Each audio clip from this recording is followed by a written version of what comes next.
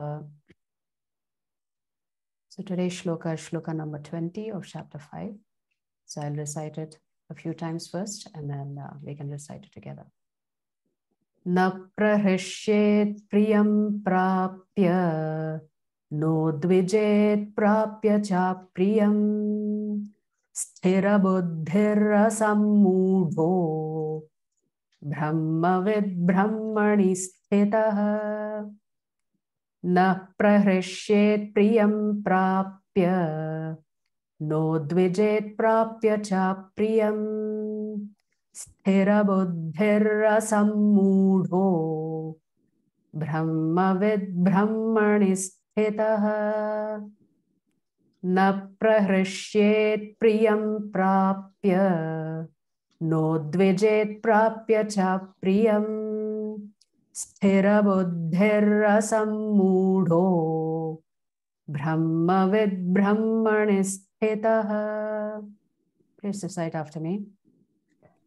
Na prahishyet priyam prapya, na prahishyet priyam prapya, no dvijet prapya cha priyam, no dvijet prapya cha priyam, sthira buddhira sammudho, sthira buddhira sammudho, brahmavid brahmani sthitah. brahmavid brahmani sthitah. Na prahishyet priyam prapya, na prahishyet priyam prapya, no dvijet prapya cha priyam, no dvijet prapya cha priyam, sthira buddhira sammudho, sthira buddhira sammudho, brahmavid brahmani sthitah. brahmavid brahmani sthitah. Na prahishyet priyam prapya, na prahishyet priyam prapya, no dvijet prapya cha priyam, no dvijet prapya cha priyam, sthira buddhira sammudho, sthira buddhira sammudho, brahmavid brahmani sthitah. brahmavid brahmani sthitah. Word for word meaning and translation by His Divine Grace, A.C. Bhaktivedanta Swami Srila Prabhupada. Srila Prabhupada ki jai.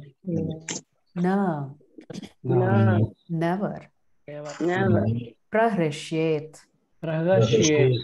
rejoices. Priyam, the pleasant.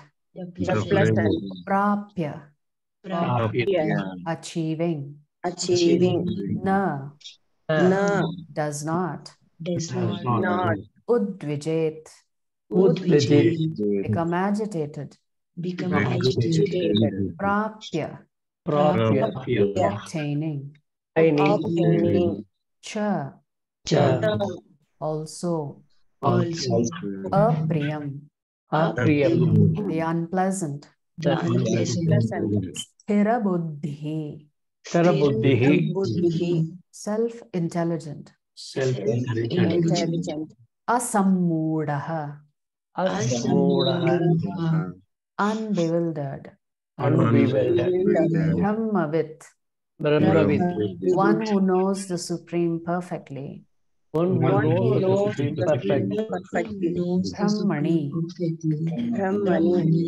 the transcendence. Sthitaha, situated. A person who neither rejoices upon achieving something pleasant, nor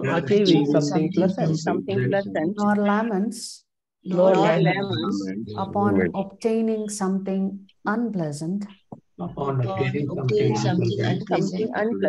who is self-intelligent, who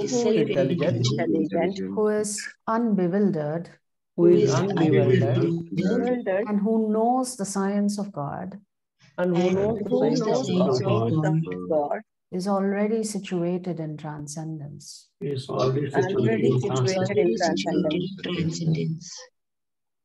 So the Lord is talking about the symptom of the self-realized soul here. So here, the Lord is saying such a person understands that there is duality in life. So pleasant times will come and unpleasant times will come. But the beginning of self-realization, Brahmavid here, begins with understanding that you are not this body and that you are the spirit soul. That's the first step on the path of self-realization, to know that you're not this body and you are the spirit soul. So that's the first step of Brahmavid. The second stage of that self-realization is understanding that you are part and parcel of the Supreme Lord, that you are a soul that is eternally related to Paramatma.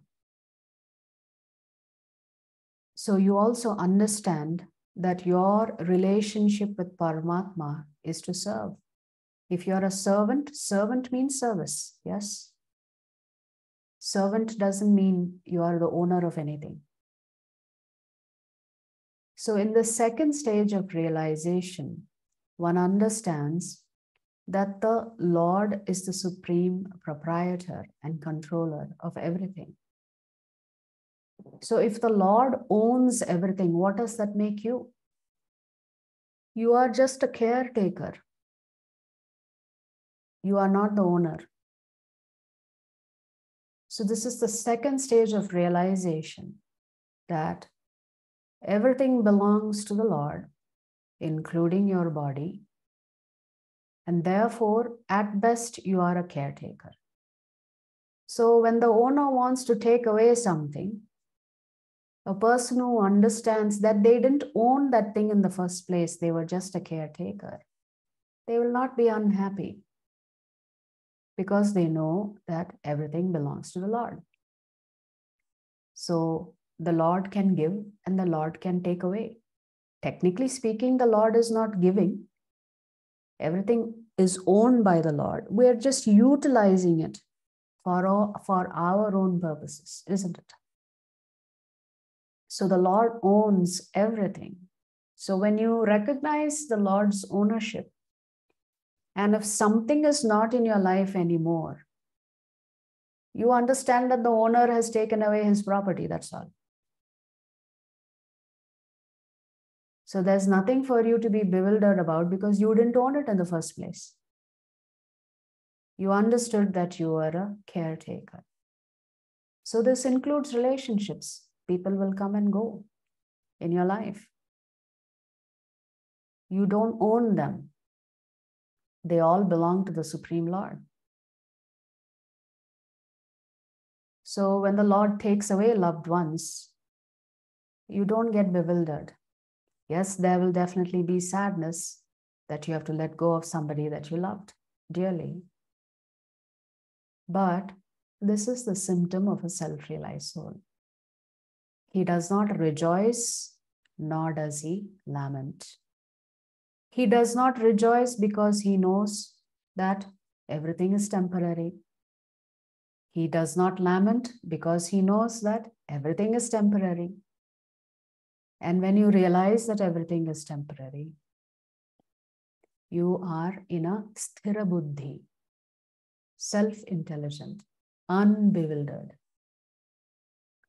Such a person knows the science of God, and the Lord is saying he is already situated in Brahman. So here he is already situated in Brahman means he understands the Lord's position as Bhagavan, and that he will always be subservient to Bhagavan. Servant means you have to provide service to the master. Servant doesn't mean you take ownership or you claim ownership. which is what all of us tend to do, isn't it? We all tend to claim ownership. And that is when we experience duality, good and bad, pleasant and unpleasant. When you realize, even in relationships, that person who is in your life belongs to the Supreme Lord, and therefore you have to deal with them as a property of the Supreme Lord, then you will be situated in the proper frame of reference. We don't own anything. Everything belongs to the Lord, including our bodies. So this is the essence of the shloka. This, of course, is a very exalted devotee who has achieved this level of self-realization.